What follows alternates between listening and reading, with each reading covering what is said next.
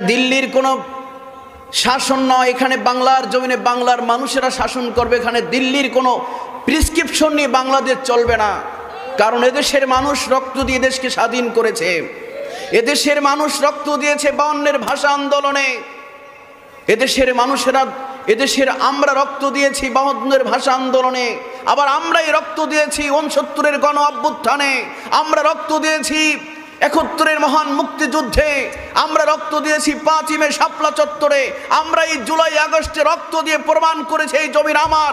এই জমিন আবার যদি কেউ হামলা করতে আসে, আমার জমিনে যদি আবার বিশৃঙ্খলা তৈরি করতে আসে, আবার যদি কোনো নরপিশাচ আমার দেশের আলেমদেরকে হত্যা করার ষড়যন্ত্র করে, আবার যদি কোনো নরপিশাচ আমার দেশের ইসলামপন্থীদেরকে হত্যা করার ষড়যন্ত্র করতে আসে, 18 কোটি মানুষ 36 কোটি লাঠি নিয়ে আল্লাহর জমিন আল্লাহর দিনকে বিজয়ী করার জন্য কারা কারা রাজি হাত উঁচু করে দেখান। কোরআনের কোনো বিকল্প? আমরা বিএনপির শাসন দেখেছি, আমরা আওয়ামী লীগের শাসন দেখেছি, আমরা এরশাদের শাসন দেখেছি, আমরা ফখরুদ্দিন মঈনুদ্দিনের শাসন দেখেছি। এখন একটা শাসন দেখার বাকি, সেটা হচ্ছে কোরআনের শাসন, তাই না? আমার সাথে সবাই স্লোগান দেন, আল কোরআনের আলো, আল কোরআনের আলো। ঘরে ঘরে জ্বালাইলে হইবে না, জ্বালাইতে হইবে একটা জায়গায়, যেখানে জ্বালালে আর নিববে না, ওই জায়গাটা হচ্ছে জাতীয় সংসদ ভবন, তাই না? তা আমার সাথে বলেন, আল কোরআনের আলো সংসদে জ্বলক। মনে থাকবে? আল্লাহ তাআলা কবুল করুন, আমিন। আল্লাহ আমার রব, এই রবি আমার সব। সবাই আল্লাহ আমার রব, এই রবি আমার সব। দমে দমে তনু মনে তারি অনুভব। দমে বন্ধুরা, চ্যানেলটি সাবস্ক্রাইব করুন। এটা দিল্লির কোনো শাসন নয়, এখানে বাংলার জমিনে বাংলার মানুষেরা শাসন করবে। এখানে দিল্লির কোনো প্রেসক্রিপশন নিয়ে বাংলাদেশ চলবে না। কারণ এদেশের মানুষ রক্ত দিয়ে দেশকে স্বাধীন করেছে। এদেশের মানুষ রক্ত দিয়েছে 52-এর ভাষা আন্দোলনে। আমরা রক্ত দিয়েছি 52-এর ভাষা আন্দোলনে। আবার আমরাই রক্ত দিয়েছি 69-এর গণ অভ্যুত্থানে। আমরা রক্ত দিয়েছি 71-এর মহান মুক্তিযুদ্ধে। আমরা রক্ত দিয়েছি 5ই মে শাপলা চত্বরে। আমরা এই জুলাই আগস্টে রক্ত দিয়ে প্রমাণ করেছি এই জমিন আমার। এই জমিন আবার যদি কেউ হামলা করতে আসে, আমার জমিনে যদি আবার বিশৃঙ্খলা তৈরি করতে আসে, আবার যদি কোনো নরপিশাচ আমার দেশের আলেমদেরকে হত্যা করার ষড়যন্ত্র করে, আবার যদি কোনো নরপিশাচ আমার দেশের ইসলামপন্থীদেরকে হত্যা করার ষড়যন্ত্র করতে আসে, 18 কোটি মানুষ 36 কোটি লাঠি নিয়ে আল্লাহর জমিন আল্লাহর দিনকে বিজয়ী করার জন্য কারা কারা রাজি হাত উঁচু করে দেখান। প্রিয় ভাইরা, আমাদের শপথ নিতে হবে, আমরা আমাদের এই জমিন যেহেতু আমরা রক্ত দিয়ে ভেজেছি, মনে রাখবেন, যারা ঘামে ভেজে তারা যারা ঘামে ভিজে তারা ভাগ্য বদলায়। যারা বৃষ্টিতে ভেজে তারা যারা বৃষ্টিতে ভেজে তারা পোশাক বদলায়। যারা ঘামে ভিজে তারা ভাগ্য বদলায়, আর যারা রক্তে ভিজে তারা ইতিহাস বদলে দেয়। আমরা রক্ত দিয়েছি, আমরা হাসতে হাসতে ফাঁসির মঞ্চে গিয়েছি, আমরা আমাদের প্রতীক হারিয়েছি, আমরা আমাদের নিবন্ধন হারিয়েছি, আমরা নিষিদ্ধ হয়েছি। নিষিদ্ধ হওয়ার 5 দিন পরে আল্লাহর জমিনে আমরাই টিকে আছি। তোমরা ভাত খেয়ে পালিয়ে যাওয়ার সুযোগ এদেশের জনগণ তোমাদেরকে দেয়নি।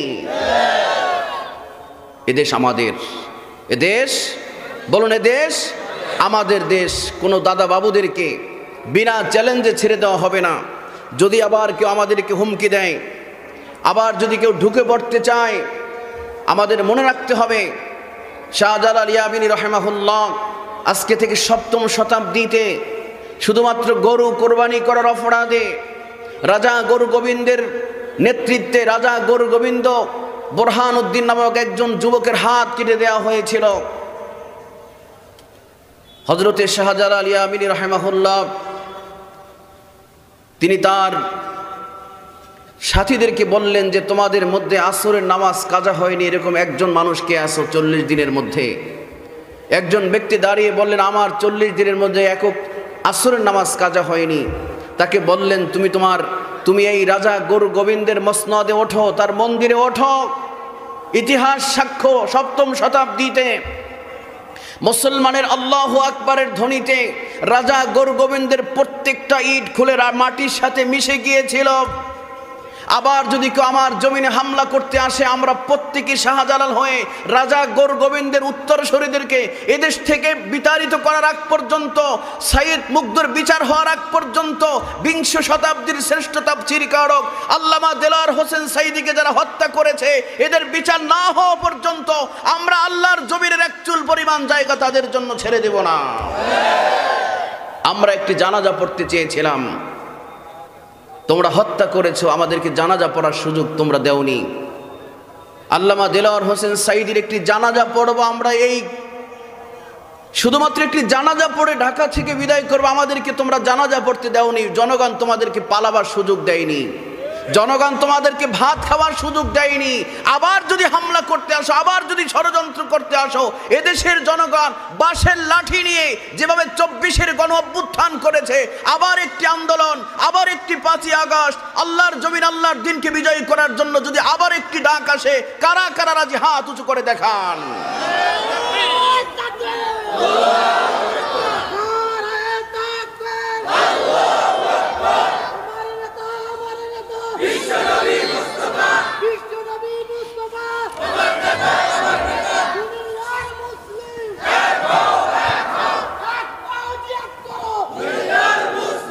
প্রিয় ভাইরা, আমাদেরকে তোমরা শত্রু মনে করেছো, বিশ্বাস করুন আমরা তোমাদের শত্রু না। আলেমদেরকে তোমরা শত্রু মনে করেছিলে, আলেমরা তোমাদের শত্রু না। যারা তোমার শত্রু, 98তে আল্লামা দেলাওয়ার হোসেন সাঈদী সিলেটের ময়দানে তিনি বলেছিলেন, আমরা তোমাদের শত্রু নই, শত্রু যারা তারা তোমার পাশে। তোমরা আলেমদেরকে দূরে সরিয়ে দিয়ে, আলেমদেরকে হত্যা করে 96 থেকে 2001 পর্যন্ত তোমরাই, ইতিহাস মনে রাখা দরকার ভোলাবাসী, 96 থেকে 2001 পর্যন্ত 13,000 আলেমদেরকে এরা হত্যা করেছিল। কুকুরের মাথায় আল্লাহর নবীর সুন্নার টুপিকে পরিয়েছিল তোমরা। তোমরা তো তারা যারা শাইখুল হাদিস আল্লামা আজিজুল হক রহমাতুল্লাহ আলাইকে, 90 বছরের বৃদ্ধ মানুষ যিনি 60 বছর বাংলাদেশে বুখারী পড়িয়েছেন, তাকে তোমরা পুলিশ হত্যার মামলা দিয়েছো। আমরা তোমাদেরকে হারাইনি। আল্লাহর গজব তসবির গোড়ার মতো একটার পরে একটা তোমাদের উপরে পতিত হয়েছে। আমরা তোমাদের শত্রু নই। যারা তোমাদের শত্রু ছিল, যারা তোমাদের শত্রু ছিল, সেই শত্রুদেরকে তোমরা প্রমোট করেছো, কাছে ডেকেছো, কোলে নিয়েছো। রাশেদ খান মেনন, জাফর ইকবাল, হাসানুল হক ইনু, শামসুল হক কবি, কবির চৌধুরী, শাহরিয়ার কবির, মুনতাসির মামুন, এই সমস্ত নাস্তিকদেরকে তোমরা কাছে নিয়েছো আর আলেমদেরকে ফাঁসি দিয়েছো, আলেমদেরকে হত্যা করেছো। আমার মনে পড়ে আজকে থেকে প্রায় 4500 বছর আগে মুসা আলাইহিস সালামের অর্থমন্ত্রী ছিল কারণ। এই কারণ ফেরাউনকে ডুবিয়েছিল পরামর্শ দিয়ে।